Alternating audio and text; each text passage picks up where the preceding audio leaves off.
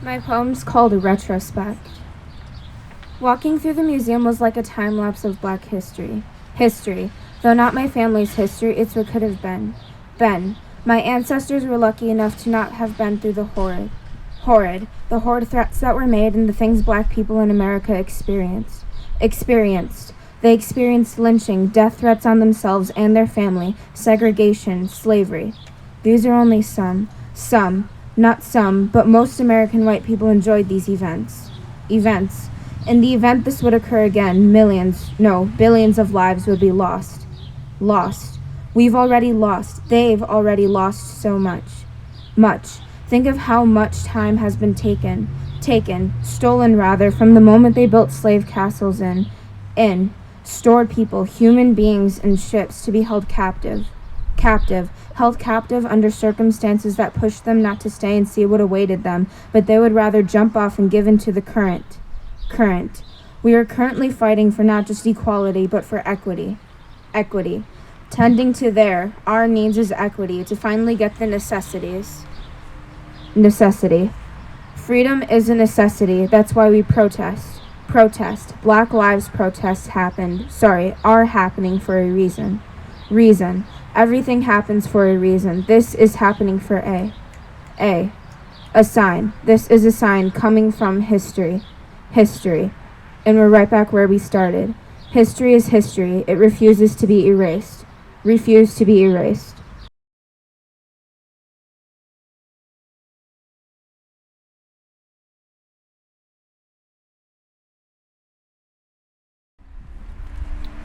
This poem is called What's the Change, and it was based off of a prompt that we got. We could look at one another and see another human, perfectly imperfect, fighting their own battles. Maybe we're all just trying our best, instead of sneering in disgust only because someone looks different, thinks different, or lives different. We could all hold space for each other, in our hearts, in our homes, instead of hurting each other, boxing out those who are curious, those who want to help, who want to learn. We could share our knowledge, our resources, wisdom, kindness, instead of taking.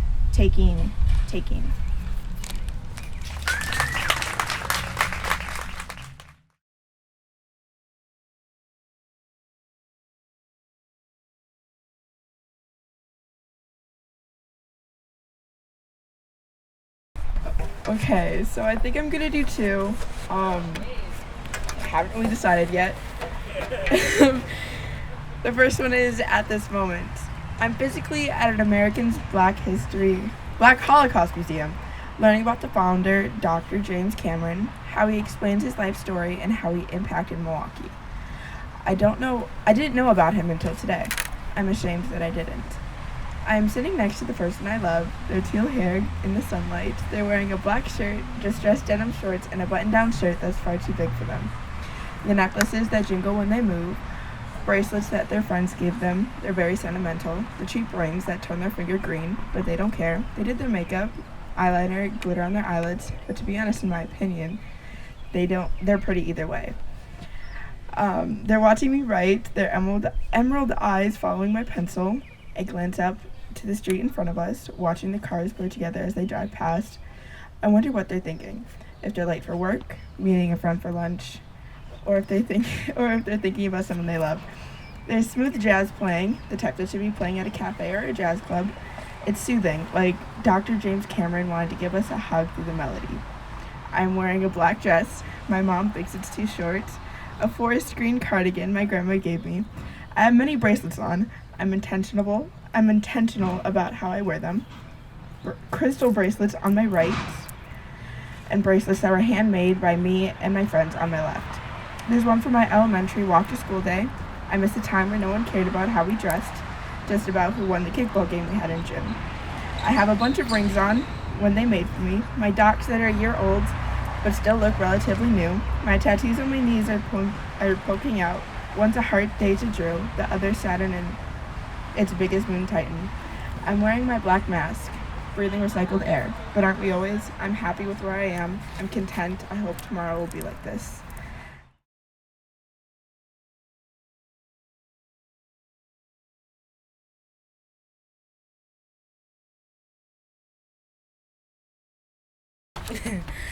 My next one is called mezclado. This is the only word I will be translating, and this means mixed up. Mis colores son mi vida. Mi amor y mi enojo es mi rojo.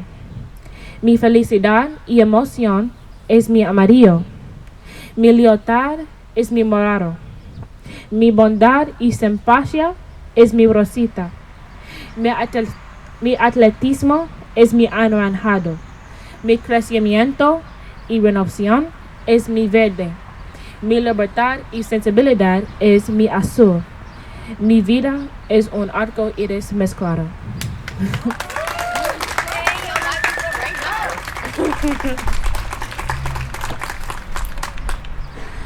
My last poem I got from the Black Holocaust Museum. This is my inspiration from it, and this is my most powerful one, and I wanted to share this one, especially today.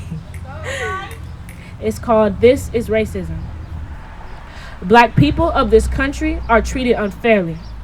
Ever since we got here, there's been racial brutality.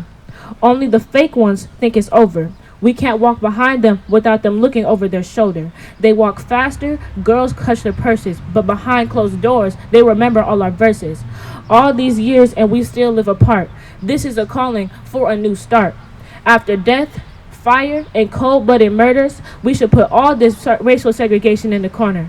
Our lives haven't been lived. Our plans to continue have been archived. Our homes and communities are not a luxury. Our culture and history is now a new discovery. When will we learn the truth without battles? New angers and murders continue to rattle. We don't want to continue this war. Yeah, this is America, my country for sure.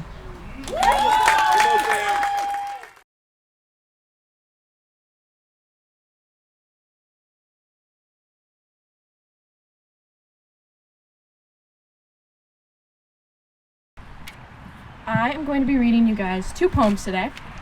The first one is titled, I Am. I was unbothered. I was unmatched. I was sheltered. As time went on, the clock shifted backwards. I am now uncomfortable. I am now frightened. I am now aware. What will be the future? Will I be fearless? I will not stand down, but will I fight? The want is different from the need. I want to change. I want to be the change. I want to change.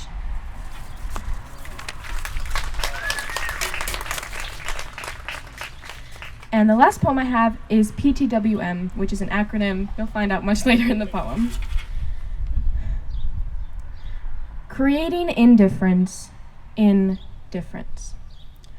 The sharp thorns of so-called justice pierce the skin of those with freedom they fought to have, unknowingly planting the seeds of their demise, ultimately constructing the reign of their hierarchy. This is post-traumatic white misogyny.